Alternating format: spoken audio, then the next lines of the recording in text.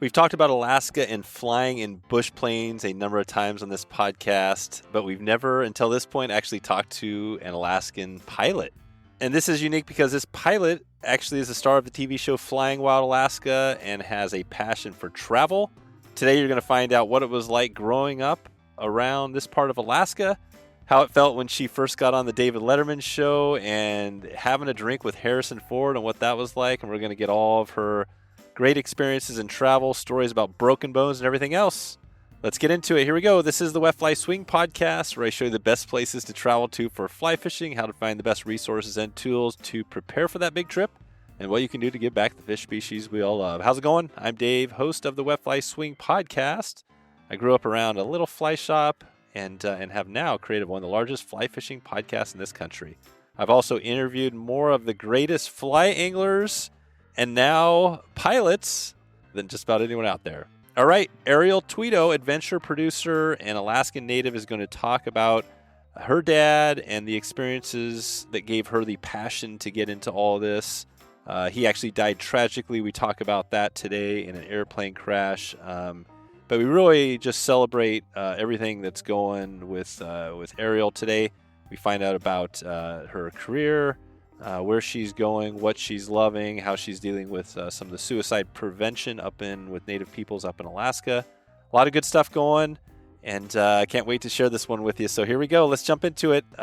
Here she is, Ariel Tweto.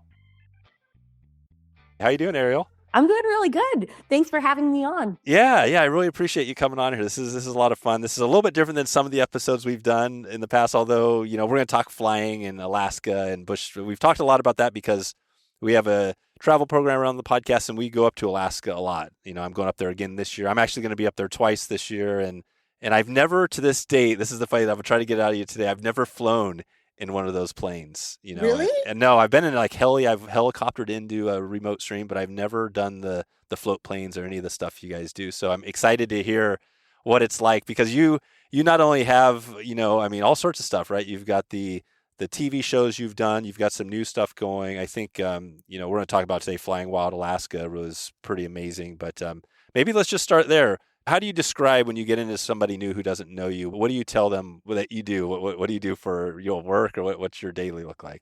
So for my daily, I would say it changes day to day. So I would say my biggest job would be like TV and film production.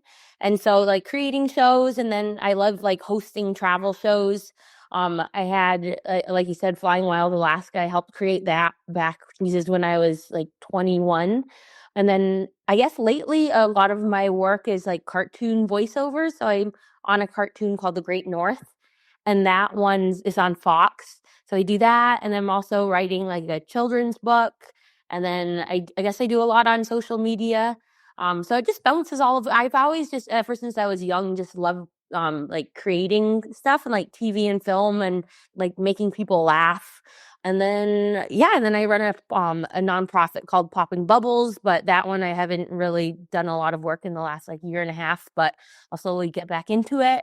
I'm just bouncing all over the place, trying to make just life interesting and fun. Yeah, and it sounds like it's probably been pretty interesting because the flying, I guess we'll just take it back there because that seems so. I remember we had a famous flight angler on the podcast once, John Gierach. He's written a lot of books, probably the most prolific author. And we talked one day. He was telling. I asked him about flying in a bush plane. I was like, "What was it like? Did you ever have a close encounter?" Because it feels like everybody's just all these seems like it's a dangerous thing. And he's like, "No, never had anything happen." But he told this story about this one time where he was taken off from this lake, and it looked like the plane wasn't going to make it out of the lake. And he started pulling it up, and he thought they were going to run into these trees. But then the pilot pulled it right up like it was no big deal. He spun left, and it was all good. And it was like like a normal day. But like for you, and I know you have had some family tragedy and all that too, in recent or that's happened. But for you, do you is it something that it seems dangerous? Obviously, it is dangerous. But maybe talk about how you learned to fly. How did all that start? Well, flying's in my blood. Like everybody, it seems like in my family, everyone's pilots. Like my grandpa was one of the first Native American pilots to start an airline. He started Ryanair in Alaska. And then like my aunt and uncles, they all fly. My mom actually flew before my dad.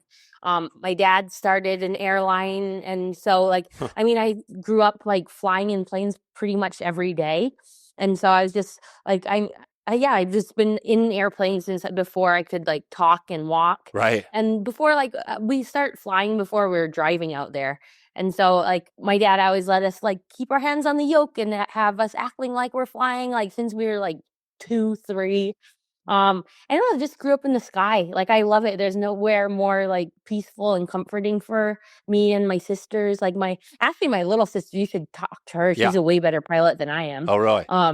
Yeah. Oh, yeah. She flies helicopters. She flew for my dad for a really long time and then, like, switched over to helicopters. But yeah, it's just like it's just our way of life. And I love aviation. I love like talking about it. I love like inspiring hopefully younger people to fly. Like my dad was a big advocate of trying to get younger like kids from the villages to fly because I mean they know the terrain, they know the weather.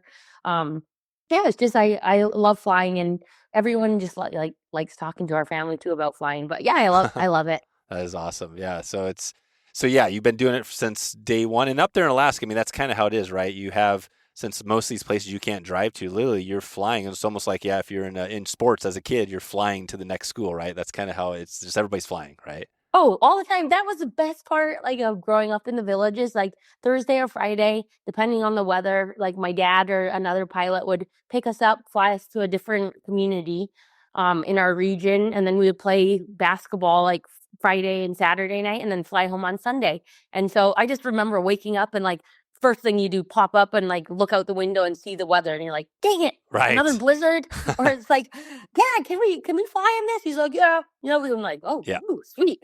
Or even just like we had 8 people on our team and only 7 could fit in the plane and sometimes don't tell anybody, but my dad would be like, "Just hide under the bags. We'll take the whole team." And Right. so like but he like it was so like oh man, we lived for those weekends and Yeah. stuff. And it was so fun and getting to visit all our buddies in different villages. And yeah, I loved it. That's amazing. Yeah, I was watching a video with your dad who was taking in some guys hunting out there, and they had to throw bags out of the plane before they landed because it was too heavy. Oh So they yeah. threw the bags out, made a few passes, got all the gear out, then he landed on like on top of a mountain. Oh You yeah. know, it's like. But did you? I mean, have you had some landings that were like that? I mean, it seems like that would be hard to do, land on top of a mountain. Oh man, just flying with my dad all over the state was always such a thrill.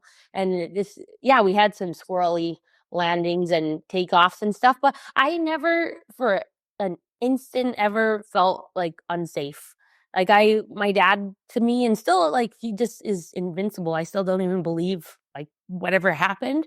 But yeah, those were like the best moments. So is helping him find landing strips and new sandbars to land at, or finding different like mountain ridges and like going out and looking at all the wildflowers. Like he's obsessed with Oh wildflowers. wow. And so just going out into the tundra and like berry picking and fishing and like he would take us to the most remote cool places where it's just like us and probably the only people that have ever like God, set foot on amazing. those like places. And yeah, it was magic. That is magic. Well, the movie, the one, at least the one thing when I first heard about you, the Flying Wild Alaskan. Talk about that. How do you know how that all came to be into the TV show? Yeah, so I was doing a show in LA, or I did this show called Wipeout. It was on ABC's this big competition Oh show. yeah, And Wipeout, so sure. yeah, and so I did it. Geez, I think I did it 3 times, and I always was always like second place. I never like, but anyway, so on that show there was a guy, a safety coordinator. His name was Tommy Breeden, and one day we were chatting. And it turns out he was a film guy on the Iditarod Trail. And like a year before, I was chatting with my mom and my aunties. And I was like, no way. And so we became really good buddies. And then I would tell him about just my family and our flying family. And it was right when Deadliest Catch was coming out Oh and all yeah. those Alaska shows. And so me and him, we were like, should we just create our own show? Like my family's pretty crazy. Like let's just do a show like about our family. And so me, him, and a camera guy went up. Didn't tell my parents, and also I didn't tell them that I dropped out of college. Oh wow. But and we all went up, shot a scissor reel, came back, didn't really even tell them what we were doing with all the footage. And then, yeah, went to ABC, NBC, Discovery Channel, History, like all the networks for like a year and tried to sell it. And then I sort of forgot about it because it wasn't really going anywhere. And I was at a music festival in Miami, like in a mosh pit with all these like Cuban girls. And I got a call from Discovery Channel, and then I hung up on them because it was too loud and I couldn't hear them. And the next morning I woke up and I was like, I feel like I got a really important call. And then called them back and they were like, hey, yeah, like we love the show. We're gonna get 12 episodes. And then I'm like, no way. Wow. And then they called back like a couple minutes later and like, never mind, 13 episodes. And so yeah, then Phil went up with a crew of like 12, 18 people. Parents were still like, what are you doing? Didn't really understand. They were like, why would we ever do a show about us? Because we're pretty boring. And yeah, and then it just kept going and going. And then we wanted to do like 7 episodes, but my parents, like after season 3, they were like, we did it to help you get your foot in the door in this entertainment world. It's getting a little too produced. So you're on your own, kid. And I'm like, no. Oh, wow. Really? So they left you. So they ended it. Yeah, my dad, yeah, after there was a shot where the producers wanted to bring a wedding cake from our village to Shaktoolik, which is a village near us. And they were like, you don't really even have to fly. We'll just put the cake in there and then we'll go and like shake the plane. And then we just need the camera or the cake tipping over. And my dad was like, okay, we're done. Yeah. Oh, and then I was like Miss Dramatic. It was like, no, we have to keep doing it. So, but my parents, yeah, they loved it. They loved doing it. It opened up, like, we got to do stuff as a family that we normally wouldn't get to do. Like 2 of the film guys pretty much lived with our family for a few years after because they fell in love with our cabin and with my parents. Um, yeah, and it was just like what a cool experience. And yeah, we met such amazing people. I like got more into the film and TV career and learned so much on the production side and got to be a producer. And that's how it sort of began. That's how it began. So I think that, this is amazing. You know what I think is amazing is you had this show and your dad basically said he was so true to like his thing. He's like, I'm not faking this thing. Like there's no way. Oh, yeah. Right. And so he ended it. And so how did you, it sounds like you got into that whole world of movies and stuff before this thing started. Is that how, like, when did that first love of acting come for you? Well, I definitely would say I am not an actor. Yeah. Like I tried it a few times and I cannot be anyone other than myself. I'm like, this is going nowhere. So more of the reality stuff came. Yeah, into the world. well, I guess that's not. Yeah, so reality voiceover. I guess that's not considered acting. Although I kind of think it still is acting, right? You still have to produce a thing, but yeah, I guess it's different. I just love it. I have so much fun. But my first, I guess, like foot in the door was when I was in 7th grade. I did a show on Nickelodeon called A Walk in Your Shoes, and so I went to Hawaii and learned how to surf. And then a girl named Tyra Barron, she was a professional surfer, went to our village and learned how to dog mush. And so we basically like switched lives for the show. And that's when I was like, oh, I need to do this for the rest of my life. It's so fun being a part of a team and a part of a crew. And that was my first, like, I guess, itch was when I was in 7th grade. So yeah, and then in college I would just do reality stuff, and then I did a bunch of like just random stuff here and there. And then yeah, but the goal is to be like Eskimo Oprah and have a daytime talk show and like inspire people and play, and yeah, so that's it. So a talk show, yeah. So you're liking you like the talking part of it. That's something you don't get tired of. I think I love talking, but I like hearing other people's stories. Yeah, and just me too. Well, like, because we're all so similar and everyone has a story in them that's universal and that people could relate to from all parts of the world. And I don't know, I just find people very interesting, and yeah. Love it. Yeah, me too. Well, that's cool. So basically, and I asked some of these questions because my daughter, who is 10, like if she had to choose like what she wants to be, she would say, I want to be an actor or something in that, right? So she is totally into it. She just got done her first part was like as Dorothy in the Wizard of Oz. So she's got another part coming. So I'm going to tell her about this and get her fired up to say, hey, what would you tell a 10-year-old girl who like thinks that she wants to do something like what you're doing or something similar? What advice would you give that person? I would say just keep going for it. Like, just sign up for his like classes or your like community theater and just get comfortable with, I don't know, just like playing on stage or just get like comfortable in front of a camera, but just have fun.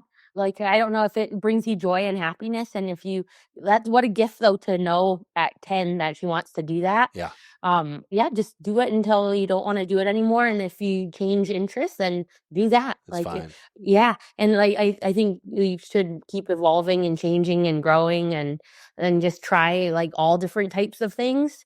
And then and then when something just gets you stoked and excited to wake up in the morning, then do that. Do that and go for it. What was your, you said, you've grown up flying. Do you remember the first time you went up where you're on your own in a plane? It was terrifying. Was it? Well, so the weather was super nice when I first went up, and my dad was flying around Chattulik so he could be on the radio. And I was just like chatting with him and around and just like on the radio and talking with him and telling him what's going on. And then my radio died. Oh, And then the weather switched, like the wind switched. And I had a camera on, so if a camera's on me, I'm gonna like whoop it up a little bit. yep. And so I wasn't really paying attention to everything. And then it went to like complete like scaring, like couldn't get the plane down. And so I kept having to go around because the wind was so hard and I couldn't.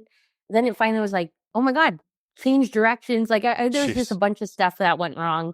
And then once I landed, that feeling of relief and like, oh my God, I did it. And but it was more like relief than excitement though, because I was actually pretty terrified for like a good 15 minutes when I was up there. And I'm like, should I go somewhere else or am I going to run out of gas or what's going on? But again, just like not fully present, was like playing to the camera way too much and not like, that's why I'm just like not a full-time pilot. Like I'm not mature enough or like, Like, it's not your thing. Like, being a pilot isn't your number one thing. nuh-uh, not at all. And I would like, there were times where I wish it was just because I want to keep the family legacy or all that. But Right. my dad was like, Ariel, like you like acting and like playing on camera and you're too much of a goofball and you don't take things like seriously enough. He's like, it's not your thing. It's okay. Yeah, right. And he was always just like, no, you're a wanderer. You have to like keep traveling, go and wander. You're never going to settle down and go and play. And I'm like, thanks, Dad. That's it. I love that. Wow, that's great advice. So cool. So yeah, so that show was a 3-season. Was that what it was? It was 3 seasons. Yeah, it's 3 seasons, but I think we signed on for 7. I can't remember, but I think we like signed on for 7 and then we like breached the contract at like 3. Right. Wow. Okay. So you breached the contract. So you're out of that. What do you take? So after that, that must have been a challenging time. How do you go from that into your next, and what is your next thing? My next thing, well, I did a lot of stuff with Discovery and with Travel Channel. Like they were like we were trying to create a couple other shows, but Hollywood people would be like, "You're not like Hollywood enough to do like a LA show, and you're not Alaskan enough to do another Alaska show. What the heck do we do with you?" So we shot maybe like 3 different pilots. None of them went anywhere. I did when I was doing Flying Wild. I did a lot with the Late Late Show with Craig Ferguson. Oh yeah. I think I did his show like 17 No times, and then I kidding. did Letterman once. Oh, you I did did. his once, yeah. And so I became like Craig Ferguson. Became like one of my good like best friends, him and his wife. And so I started doing more stuff with him, and I would go to Scotland, and we went and shot a couple specials there. And so he opened a lot of doors for me and introduced me to people. And then through Flying Wild, they're McGillivray Freeman Productions out of Laguna. They make IMAX movies. So they invited me to be on their movie called Into America's Wild. And so I filmed that with the first Native American astronaut, John Harrington. And so we did that. I think we shot for Jesus like 2 years pretty much. And then so that kept me nice and busy. And then I have a show on FNX. It's like a PBS type thing. It's called Native Shorts, and I think we're on season 6 with that. It's like a talk show with me and the co-host, Bird Running Water. We basically go over different short films made by Indigenous people from all over the world. Wow. And yeah, so that one's really fun. And so that has opened like more like talk show stuff type of things. Um, yeah, That's so really cool. I'm just putzing around in all different type of things, but I really do like the cartoon space because everything's possible. And then yeah, like the talk show stuff is always fun. But as long as my body's still working, I want to keep doing adventure travel shows and just keep injuring myself Right. until I That's do right. a major one. Yeah. Have you had some big injuries while doing some of your shows? Oh man. Well, I broke my collarbone. I Ooh, started getting into mountain bike racing pretty big. I do like the GoPro Mountain Games in Vail. And then last month I had a big one and I'm still recovering from that. I pretty much broke my face surfing in Mexico. jeez. Yeah, I look like, you should look on my Instagram Okay. from like a month ago. I look like So a month ago, like this would be like December of 2024. yeah, December 3rd, I got my whacked with my surfboard twice. Don't know how it happened Ooh, twice, but I definitely should have knocked out and probably kicked the bucket on that one. But I'm telling you, like something was like, no, you can't even fight. But yeah, I pretty much like messed up my face. I still have a nice black eye and a messed up cheek. oh But wow. yeah, I just look like I look pretty rough. But who cares, as Yeah, long as my legs and arms are still working. And yeah, so that one was fun. A lot of broken ribs, broken wrists. My fingers are still broken from another jeez. surf accident in Nicaragua. Um, but that one I did have two broken fingers on my left hand, but I'm like, oh, I don't really need my pinky and my ring finger. So that one, I'm actually here in Salt Lake to see a hand specialist to see if they could re-break it and fix it up. But so yeah, never ending. No kidding. Gosh, so is that as you're getting broken bones, does it get easier to break bones or is it always painful? What's that like? Honestly, it's not. There's so much adrenaline Oh, usually right. every Yeah. time I break it that it's more like a mind thing because it usually means I have to slow down and like take it easy for a little bit.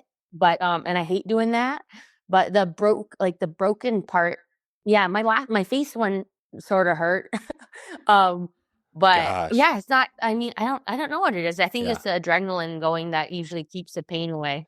Do you think you take more after your mom or your dad on all that adrenaline stuff? Ooh, no one's ever asked me Yeah. that before. I was watching a video with your dad that he was talking about something and it really I thought of you when he said it. Oh. Yeah, probably my dad because like I used to think I'm just like, come on, let's go like do more traveling and stuff. But after just reflecting more on, he left his little town in Minnesota when he was like 16 to move to Alaska Oh, on a really? motorcycle to play hockey. No And so way. he left his family when he was so young and then flipping moved to the villages and started welding boats and stuff and then started an airline. I'm like, well, he Wow. was very adventurous. So that's how it happens. So he's in Minnesota, he's into hockey, and he just takes a motorcycle up to Alaska. Up to where does he go in Alaska? What part of Alaska? Yeah, so the UAF, their hockey coach, what just knocked on his door, and then him and his like he met my dad. They had no idea who he was, and then my dad and my grandpa, they're like, "What's Alaska?" They didn't even know where it was really. They're just like farmers in Minnesota, and Right. then yeah, and then they offered him a scholarship, and he was like, "Huh, There you okay." go. And yeah, fell in love with Alaska, and then yeah, and then started he went to school for welding and then welded pretty much most of the boats on the Bering Strait and if you go around the villages and stuff you see his boats everywhere. Like they're pretty he started the the wheel on the commercial fishing boats. Yeah.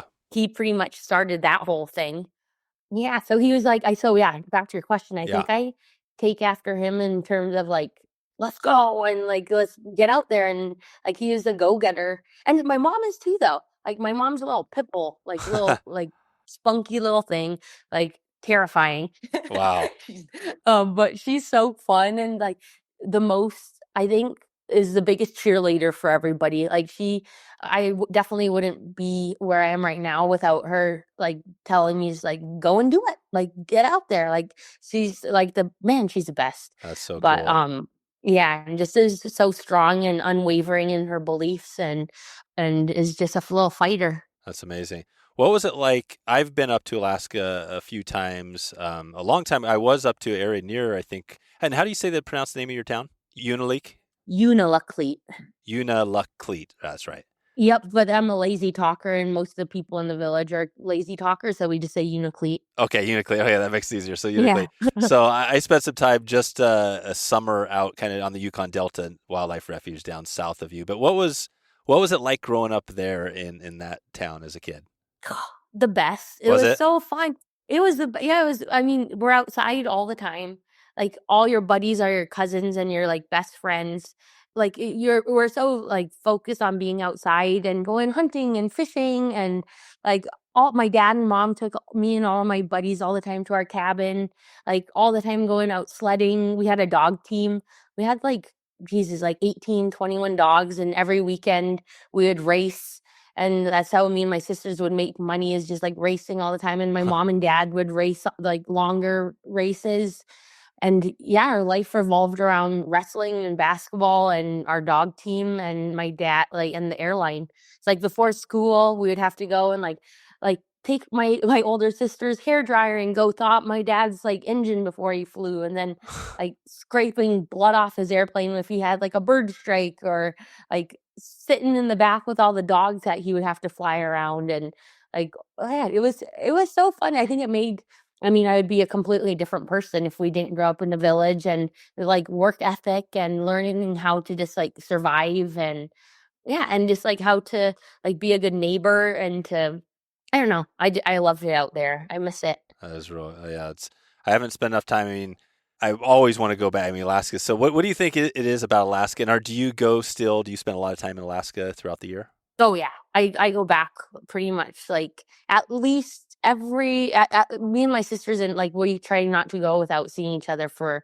like at least like 2 months. But I go home usually like every month, every other month. Yeah, gotcha. Is that still your hometown? Yep, yeah, I haven't been back there in like a year, but my little sister lives out in Girdwood and my older sister's in Anchorage.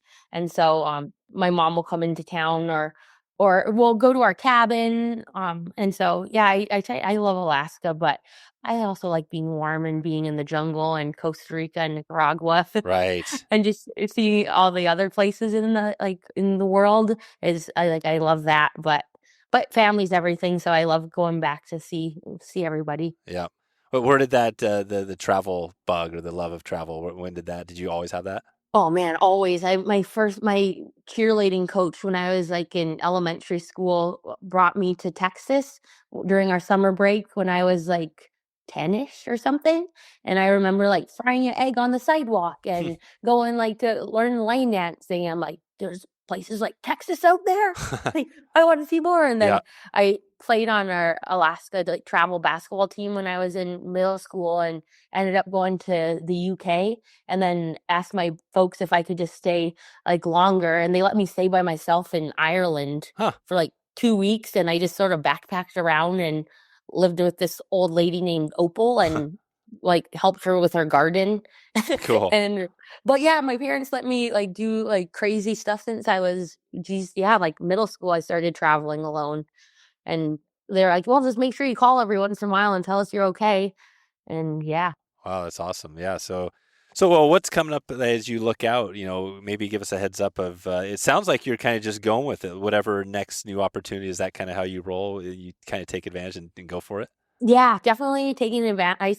Try to say yes to everything, and especially stuff that's scary. Like I still have like feel like I'm gonna puke every time I go record the cartoon. Oh, Because right. it's with like Nick Offerman and Jenny Slate and all these like SNL folks, like Will Forte. Oh, And I'm like, really? Wow. So are you there with them when you're recording? Are you there like right side by side? well, pre-COVID we were, and then after COVID we started doing a little bit more separate stuff. But now everything's coming back together, and we're doing more recording. But yeah, seriously, like I would have to call my dad and be like, I don't know what I'm doing. What am I doing? This is terrifying. Yeah. And he's like, get in there. And then every time I would go in, I would come back and call him and be like, that was the most fun I've ever had in my life. It's like it's so fun. You're just like a bunch of adults just goofing off, and my character is sort of wonky and super fun. And yeah, so I love doing that. I'm trying to write my own cartoon right now. But I've been writing it for like 6 years. Yeah. So this is a year of like completing things and like following through. So I want to do that. And I definitely I love like I've been trying to write this kids book for a while. So doing that. And then trying to get like I wanted to do this show in Ecuador and then another one in Africa. So I have all these opportunities. We're just like still in pre-production for most of them. Do you think you need a bush plane to fish Alaska's legendary waters? Think again. FishHound Expeditions specializes in road accessible adventures that don't skip on excitement. Picture yourself fishing for massive rainbow trout, Arctic grayling, and plenty of salmon species all within Alaska's epic road system. It's doable. I fished the road system on our first day with Adam and the crew, and it did not disappoint. The largest leopard rainbow I caught and landed was right off the road system. And we'll be driving up again this year, heading up from the lower 48 all the way up to Alaska to hit those streams again. You'll experience the breathtaking beauty of Alaska's wilderness, from mountain streams to hidden rivers, perfect for anglers of all levels. FishHound Expeditions makes it easy to explore Alaska. Why wait? Your Alaska adventure is just a drive away. Book your spot now before spaces fill up. That's fishhoundexpeditions.com. FishHound expeditions.com. Don't miss out. Yeah, I saw some stuff out there, I think, around Native American culture, like suicide prevention. Is that something you've worked on? Yeah. So I started a nonprofit in 2014 called Popping Bubbles. And so I lost, like half my class to suicide pretty much. I've Wow. lost over like 30 friends Holy to cow. suicide. And yeah, so when my best friend did it, I was just like, gosh. why is this happening? Like, we Right. need to stop it. And for me, I always tried to find a positive like spin on things. So my whole thing with like popping bubbles, like I feel like all of us live in our own little bubble. We're scared to leave the village or to try new things or to talk to people that are different, or to like, I just think we would be happier and healthier if we popped each other's bubbles. And so that's where the name came. But I would travel to a lot of villages in northern Canada and Alaska and talk to younger kids about just what I've gone through and about living my dream, and just like, hey, like we are all capable of living our dream and trying new things. And I feel like if I just force opportunities at them and or just overexpose them to things that other people are doing in the world, something will click and be like, oh, you do that? Like, I want to do that too. Or just, I don't know, something will click. And so I was doing that, but I think like, yeah, for the last like couple years, it was not too much. It was just sort of weighing on me a little bit too much. So I took a little break, but I'm going to definitely bring it back at like sometime this year and start doing more service work and helping more. Cause I definitely this last year and a half, I've been a little selfish and focusing a little too much on myself. I'm sort of sick of myself. And so I'm like, okay, let's get back out there and like do something good. God, that's a lot. I mean, and the suicide, I've heard these stats just because it's Alaska, and even I think Oregon, Washington, all the really wet, rainy, cold, dark places are like the highest suicide rates. I've heard that in the country, but also you have the Native Indigenous people, right? That thing is that. Like, why do you think half of your class committed? Like, do people understand what's going on there? No, and I feel like every person that I've lost did it for different reasons.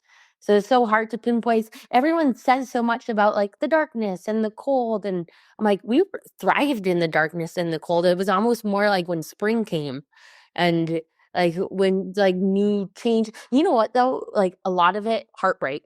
Like once when it was a lot of my friends that did it was after a breakup. Oh, And right. you think it's the end of the world, and there's not a lot of other, like, not a lot of slim pickings out there. Right. That's the thing. It's a small, yeah, there's not that many people. Yeah. And so I do think a lot of too what we're talking about when I'm talking to younger people is like, you're going to be okay. Like life sucks sometimes, and we're resilient people, and we could get through hard things, and we'll be stronger, and there are more people out there, but you just need to hang on. And life is like so many, when you're up, get ready, brace yourself, because there going to be some down points, but when you're down, it's like, just remember, like it will go back up. And yeah, it's up and down and up and down. And you have to learn that at a younger age. It's like, it's going to be up and down, and it's okay. And life is so flipping hard I sometimes, but it's also know. so great. So So, great. That's great advice. I just told my daughter, the 10-year-old daughter, I just told her, I said the same thing. I said, it was on the acting too. I said, you know what? You can do it. You're in probably the greatest country to have your dreams come true. And I said, but you're going to have some really big ups and downs. There's going to be some times, just like you said, times where it's really tough. And if you hang in there and keep going, you can get there. Is that how, when you've had the downs, is that what you're thinking too? You're like, you know what? I'm going to get up and just keep going. oh yeah. Yeah. It just even, yeah, this last year and a half was like a lot of down days, but it's just like, okay, get your butt up, go outside. And, like my state, like favorite place is just like, I just can't be indoors. Like if I'm inside, I'm just like, no, like if I'm having a rough time, it's like just put on your walking shoes and get outside, get in the mountains or go to the beach or whatever. But like any hard time, I almost tried to fast forward. Like I know I'm going to be okay, and like time heals. And I'm like, can I just fast forward?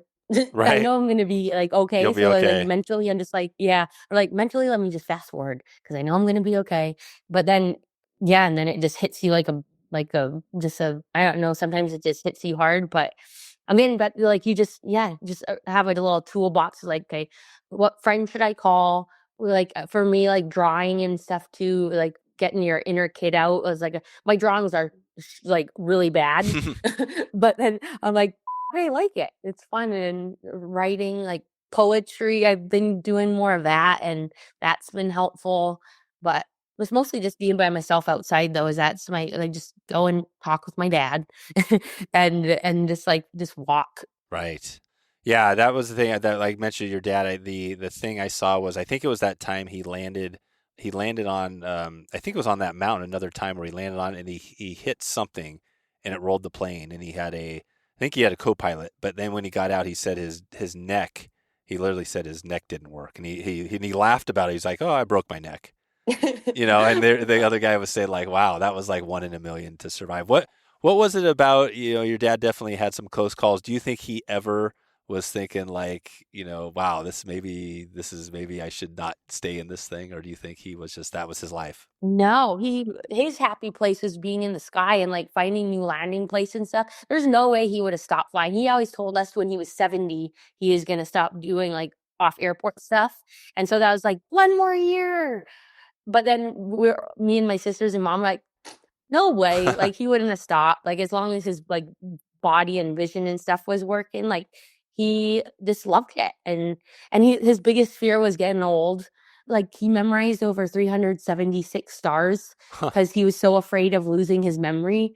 And so that was like our favorite thing. Like he would have all of us go lay out in the snow and he would just show off and we would like quiz him. He had all these flashcards of constellations and like yeah, and he would just have us lay there with his flashcards, and then we would be like, "Dad, which one's that one?" And he would be like, "Altair, which one's that one?" Like he just but that was his fear. That was his only fear was getting old, and so I'm just like, "Ugh, maybe he did like leave at the right time because he Right. never, He didn't want to get there. yeah, he didn't want to be a burden to my mom or to us, and he like died doing what he like loved doing, and yeah, Yeah, he did. He did. My dad is 85 now, and it's kind of a weird thing because he's got kind of dementia, and we're starting to lose him. But he's well, there, but we're you know he's starting to forget kind of us, and it's ugh, really weird and hard and stuff. But it's I kind of feel like wow, it's like you know eventually we're all gonna go. You know yeah. you don't know when it is, so I always feel like again it's that reminder of like you know what, do what you love doing and do as much of that as possible because you never know, right? Is that kind of Yeah. yeah? Sounds like that's the way your dad was. Yeah, I'm sorry you're going through that. That must be so hard. Yeah, it is. It is a little hard because he's just, you know, he's always been this. Probably the same thing with your dad. You know, he's always been the person that was always there for you know all the stuff, and then you kind of get to that point. So, but no, I know. And for you, it's been a couple years, right? Something like that since the accident in the plane, Yeah, June 16th. June 16th. Yeah, yeah, and it was a kind of a freak, like right. It was like some tree snag or something was sticking out in the runway or something like that, right? Yeah, it was a freak accident for sure. We're still like waiting on a NS like NTSB, I think that's what it's called, report, and so can't really say Oh, anything about the gotcha. crash. But yeah. Yeah, it was definitely not Yeah, expected. not no, yeah, it wasn't a normal thing, but I still like I said, like I still wake up every because I call me and him talked like a couple times a day. Is my everything. wow. And he's the first person I called with any good news, any bad news, boy drama. Yeah, Like really. he's like, don't you have friends to talk to? No I'm like, kidding. no, I just want to talk to you about That's every like amazing. over talk to him about everything. And now like I still wake up in the morning and I can't wait to call. Like I just forget.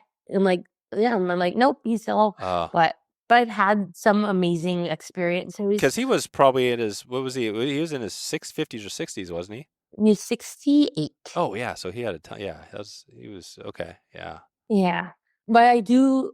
like I'm not religious or anything, but like my dreams, like when I get to see him in my dreams, are like the most amazing things. And then I had a like surfing. The story's too long, but then I'm like, I heard him. He called me dudette all the time. Like I was his little dude. I heard him say, "Good job, dudette," and then I felt him Oh, like wow. everywhere. Like everywhere, like it was the biggest hug, and then I couldn't stop crying, but I was laughing. Wow. Like they were the happiest, like tears, and I'm like, oh, he's everywhere. Like Yeah. he's yeah, and so I feel him a lot, and like I take like he's probably rolling his eyes right now at me. Right. Yeah. But That's I really amazing. like feel him like everywhere. I like if I don't in a while, like I'll just like, come on, give me a sign, something. Right. And then maybe it won't be like a crazy sign, but I'll feel something, and I'm like, okay, you're here. But yeah, That is so cool. Yeah, that is amazing. What was the what did you think? It sounds like Alaska, for those people who haven't been there. What is it that your dad loved about Alaska? What is it that what keeps people, well, you've kind of gone out a little bit, but what do you think it is that he really loved so much about it? nature. Like all of us, like are in our family, like we have to be outside. Like he would, like twice a day. Like for the last like couple of years, he was going on 2 a day like long walks and stuff. And then like he had to get his hips replaced, and so like just man, seeing him like in his little crutches or his little walker, like oh god, it couldn't. He hated it, but like for him, like the beauty of Alaska, discovering new places with his airplane, again, like his wildflowers, constellations, like to see space, like the stars and stuff from Alaska. It's almost like when it's so Right. clear, it's like you're in the stars. God, and the Northern Lights, right, and all that too. The Northern Lights, just like he loved fishing, like at our cabin, man. We just like go fishing all day, long walks, boat rides, just hiking. Like we just loved hiking, and no matter what, it could be -60, blowing like 50. Like he's out there, and we like all come back and be like, that was so fun. Like Yeah. it's so fun. Really? So you were out there, so even in the like 50, 40, 50 below zero, you would still hang out outside. Oh, for sure. Like me and my mom, sometimes we like me and my mom run all the time. And so we just tie each other up with a rope so we could at least see or like, feel each other. But it would be, yeah, -50, -60, blowing like a blizzard, and where you can't see your hand in front of your face. And we're like, nope, we're going. No kidding.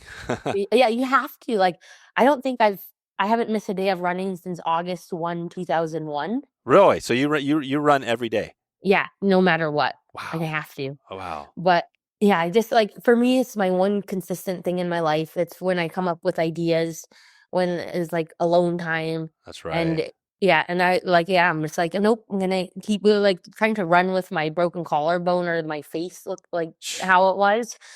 My dad, when I broke my collarbone, he knew I was gonna still run, so he would just duct tape my arm to my chest, and then I would yeah, and then oh man, pulling that duct tape off was Oh, more painful than the actual like collarbone. ouch. But yeah, he's like, I know you're gonna do it, so just get over here and we're gonna duct tape you and get out there. Nice. Well, what's your running routine? Do you run a certain time or distance, or what do you do? This depends, man. Like today, I ran like 3 hours, Wow. and it was just because right now in Utah, it's so stunning, and I'm in a really like nice little spot. But then other days, I usually try like the least amount of time is usually like 30 minutes. But yes, some days like if we're filming and you have to be on set at like 5, like get your butt up at 2:30 and go for a little run. Like you don't want to talk to me before I run because words don't form. Oh, you're just you run. So do you run first thing before you do anything in the morning? Yeah, I brush my teeth and then just put on my running stuff and head out. That's the way to do it. Yeah, that's kind of the what they call it, the morning mile, right? Or something like that, right? You just do it every Something morning. like that. Yeah. Do you run? I do. I love running. Same thing. When I run, I always come up with the best ideas. I love trail running. That's one of my favorite things. And I haven't. I just again, you get caught up in these things where I'm trying to figure out. I'm like reading a new book, Atomic Habits, and I'm trying to get to like, okay, I got to get these habits built, but I struggle. And I want to do it. So I don't know. What would be your tip for somebody who struggles that wants to run but struggles at it? It's just again like it's with everything I do. So like just do it. Just you just gotta like there's no magic secret. It's just like like it's 5, 4, 3, 2, 1, go. Yeah. Like you don't Right. even give yourself an option. Like there's just no other option. It's like no, like I'm doing it. I don't I ran on a plane to Japan because I was gonna miss my 24-hour mark, and I like begged the flight attendants to let me run, and I got 13 minutes in before someone complained. But I was like, no, figure it out, make it happen. It's just like there's just no other option. Yeah, that's it. I love it. I love it. Cool. Well, this is good. We'll talk about a little bit. You had we talked about some of the shows. What else have we missed? Or maybe what was the talk about the show you're working on now with the cartoons that's currently you're working on? So that one's called The Great North. It's on Fox. I think we're on season 5. And I've never seen it, and I also have never seen an episode of Flying Wild. Oh, you haven't? So you've never seen them? No. I can't. I watched the first probably like 20 minutes of Flying Wild. We had a premiere party, and then I was like, that is how I talk. Oh. That's how I walk. It looks like I always have to use the bathroom. And just like, so that a producer is like, let's just go hang out at the bar. You're not ever going to watch yourself again. Right. Okay. So you can't watch yourself. So how do you know whether you're doing a good job? So for me, it's like if I'm if we're filming and I'm having a good time and I'm just honest and I I try my best and I show up, then everything else is out of my control. Like, I don't know how they're going to edit it. I don't know if I just got cut out of a scene, and I don't really care. Don't care. Just do your thing. Just do my thing. And then again, like I'm not an editor. I'm not like directing the thing. And so it's out of my control, and I just don't think about it. Then I'm like, do the next thing. I love it. What's your, as you look out, what do you think would be one thing you would love if you had to say the next movie, the next part, the next whatever, or whatever? What would it be? What dream do you want to come true here? Or do you look out that far and say like, this part or this, whatever? Well, for sure, like the daytime talk show I was talking about, it's like that would probably be my like ultimate dream, and then to have like a Pixar cartoon. That was my other one.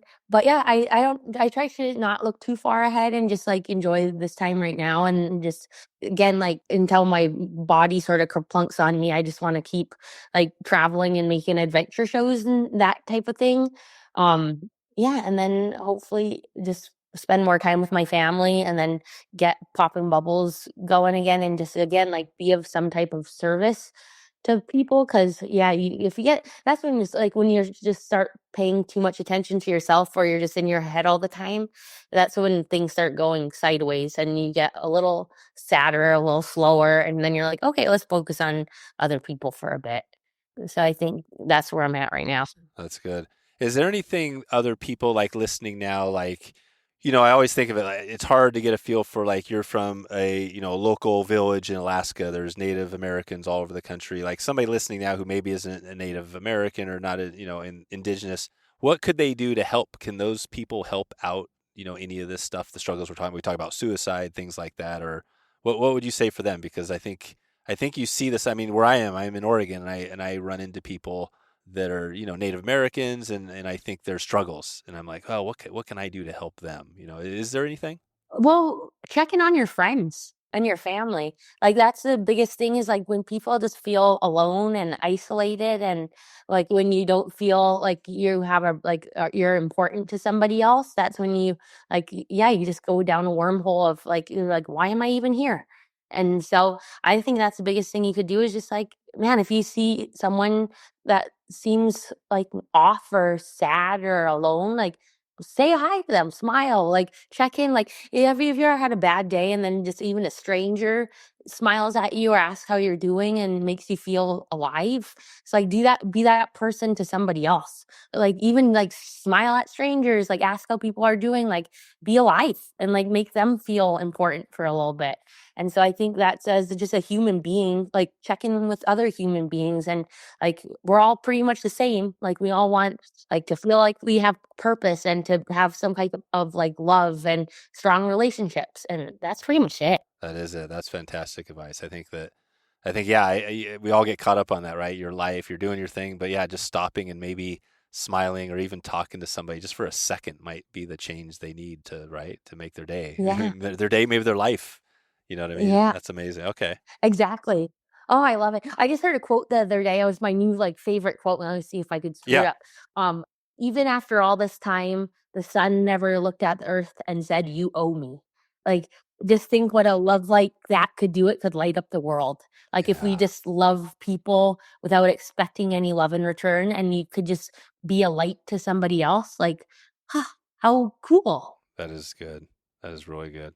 Well, a couple things before we get out of here, and I want to stay on you mentioned the Late Show. You mentioned David Letterman. I wanted to that was a great show. I remember Letterman. What was that like? Were you actually on there for what were you doing? What show were you working on for that?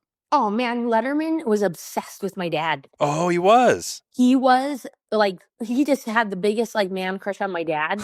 So No way. so I got invited on for Flying Wild to promote that, but the whole time he just wanted to talk about my dad, and he was just so in love. So yeah, we just nerded out about my dad. What did he ask about your dad? Do you remember it like very well? I just remember he was just like, tell me more about your dad. Like, what's he up to? There's a funny clip. I can't remember what he said, but it's basically just, yeah, he was just in love with my dad. And then, Yoko Ono was the music guest. And I just Oh, remembered I didn't know who she was. So I tried to hug her in the elevator, because I just hug everybody. And the bodyguards was like, oh, oh, really? don't touch. Yeah. And then she like practiced, and I remember sitting by Letterman and everyone. We were like listening to her rehearse, and we were like, "What is going on?" Because it was like, Wasn't good. Wasn't good. it was. It was. I don't know what it was. I know it Yeah. was. I mean, it was different. Right. Yeah. But that was so fun, just like being in that room. And I guess, yeah, and it's Wow. like but mostly he was just like chatting about my dad, and I could like, even before this accident, I love talking about my dad. Like, he's my like favorite person.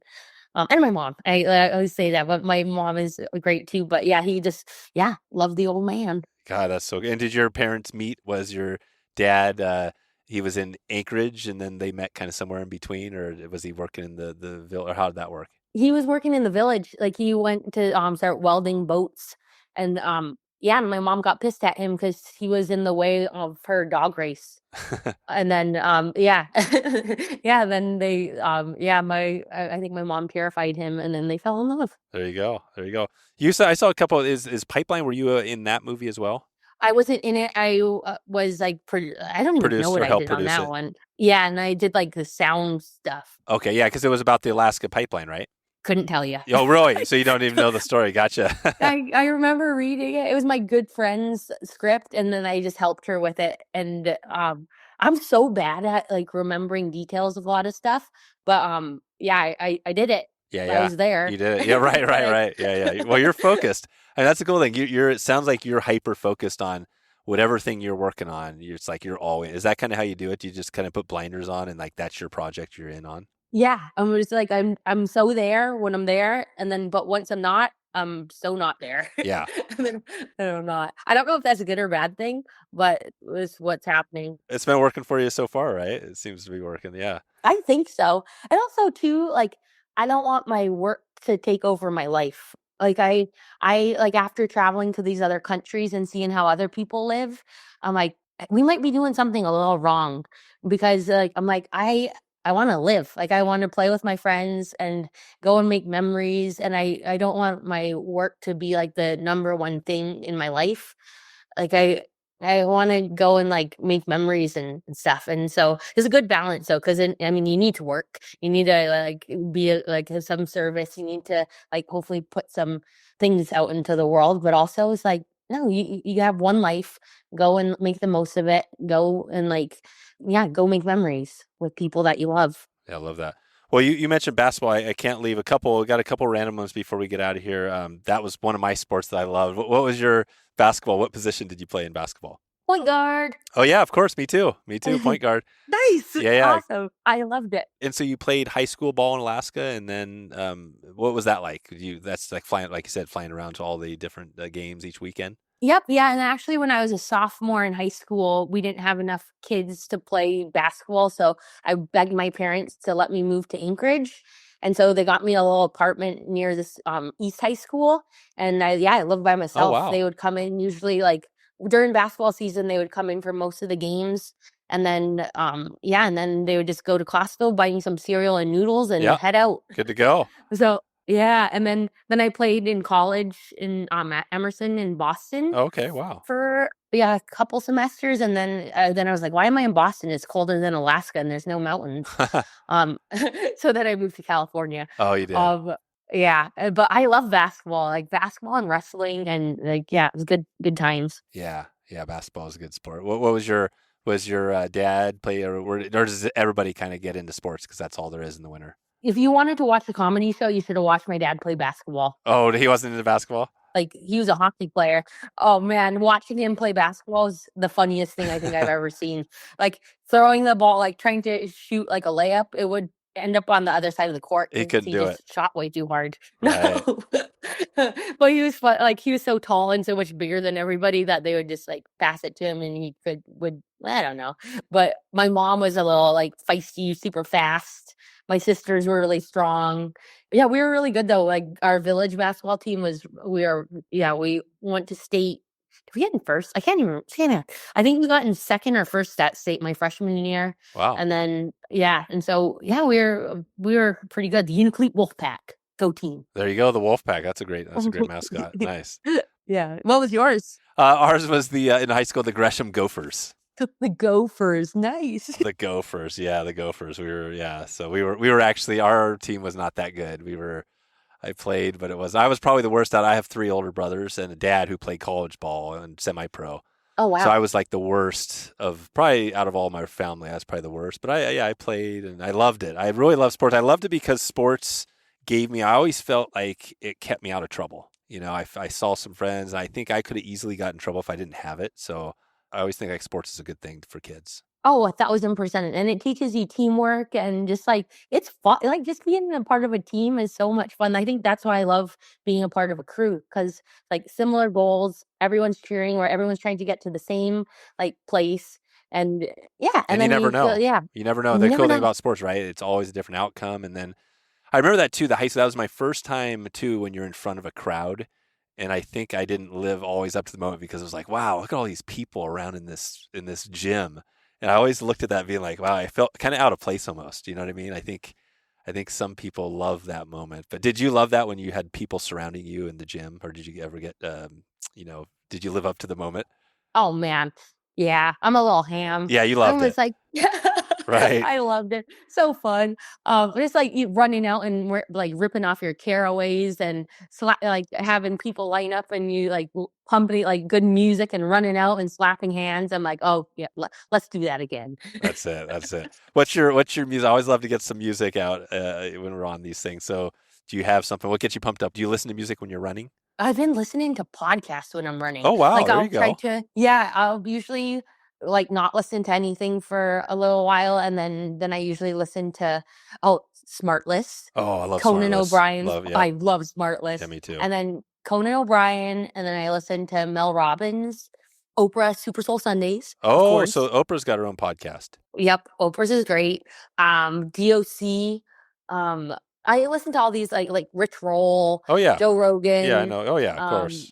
yeah. Do you listen to Mel Robbins? No, I've heard of everybody except for Mel Robbins. She's amazing. Like, very like you could actually apply what she's saying to your life.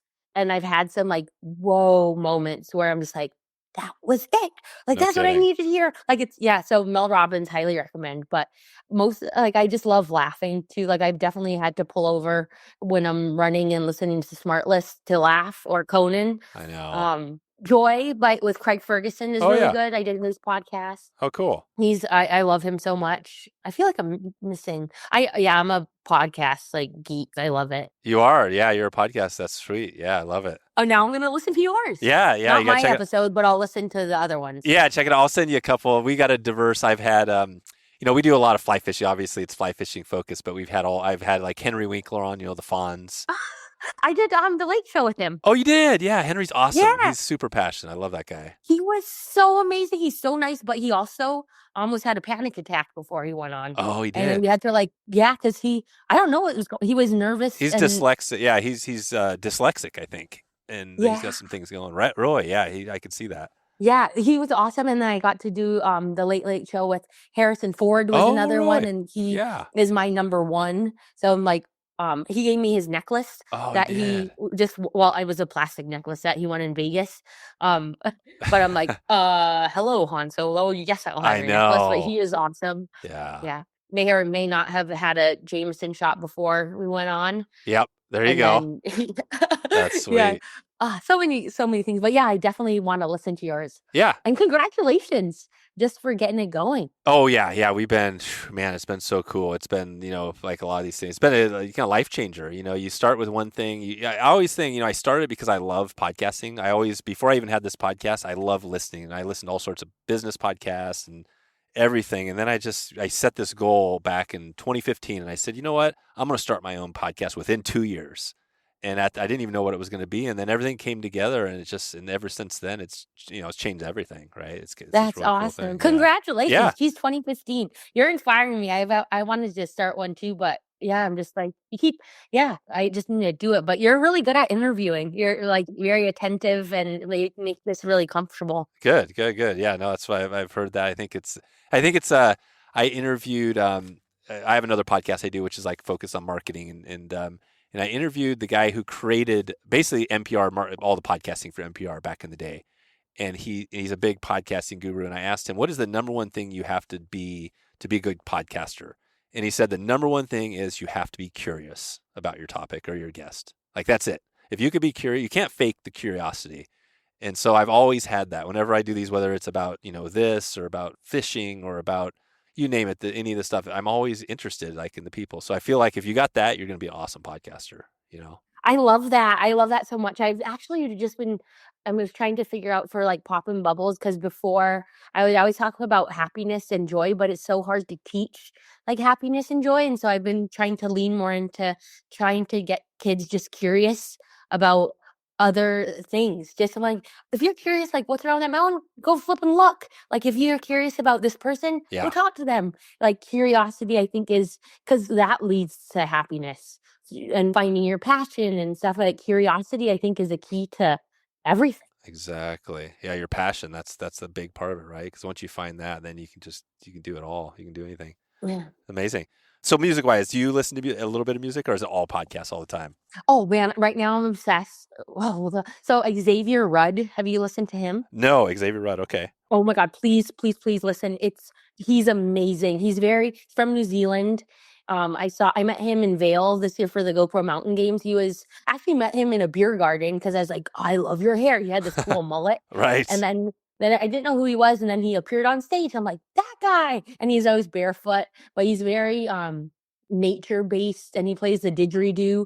So Xavier Rudd, Lucas Nelson, Willie Nelson's son, is a good friend. Yeah, right. And he's amazing. Like, I just saw him for his birthday, and whatever. I don't need to go, but he's great. I love his music.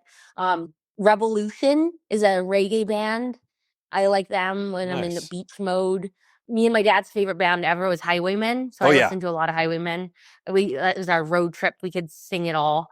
We love like REM, Dire Straits. Yep, all that 80s. Yeah, I love the 80s. My mom's obsessed with like Pink Floyd. Oh yeah. So listen to a lot of Pink Floyd.